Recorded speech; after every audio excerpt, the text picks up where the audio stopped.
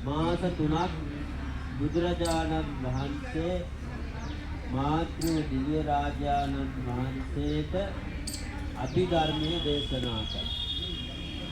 බුදුරජාණන් වහන්සේ නැති නිසා කවුරුත් කතා බහ කරන්න පටන් ගත්තා. බුදුරජාණන් වහන්සේ මෙහි කියන කතන්දරේ උද කාටත් බුදුරජාණන් වහන්සේ දැකගන්න ඇඳ පුදා ගන්න වමනා කරනවා. මේ නිසා ආනන්ද මුගලන් හාමුදුරුවෝ සෞතිසා දිව්‍ය ලෝකයට වැඩම කළා.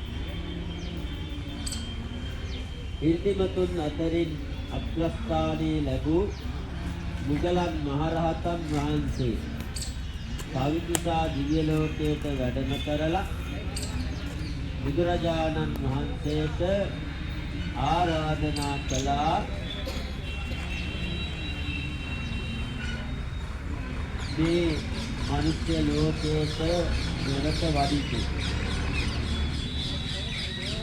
ඒ ආරාධනාවත් සමග මාස 3කින් බුදුරජාණන් වහන්සේ නැවත වඩිනවායි කියලා මුගලන් මහරහතන් වහන්සේට ගැදුණා.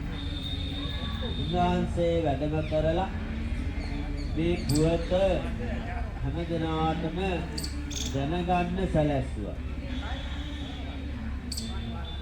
දෙවියන් බඹුන් සහිත සියලු දෙනාම ඒක රාශී වෙලා එතන බුදුරජාණන් වහන්සේ වඩිනකල් සාදුකාර පවත්වමින් හැස්සලා හිටියා.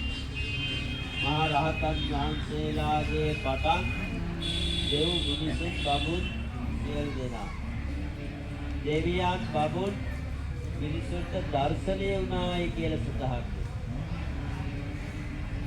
බුදුරජාණන් වහන්සේට වඩින්න රන් ඉනිමගක් මවලා තිබුණා. ඒ රන් ඉනිමගෙන් තමයි බුදුරජාණන් වහන්සේ මේ ස්ථානයට වැඩියේ ආගේ සාදු නාද මැදියේ.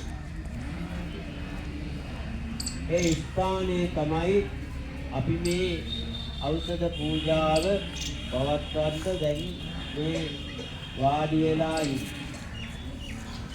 අපි ඖෂධ පූජාවන් පවත්වන්න පටන් අරගෙන සෑම තැනකම මේ පූජාව පවත්වාගෙන ආව මෙතනින් අවසානයි. ඒ වගේමයි මම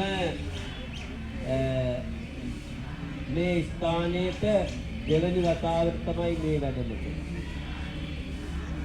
මෛත්‍රී බුදුරජාණන්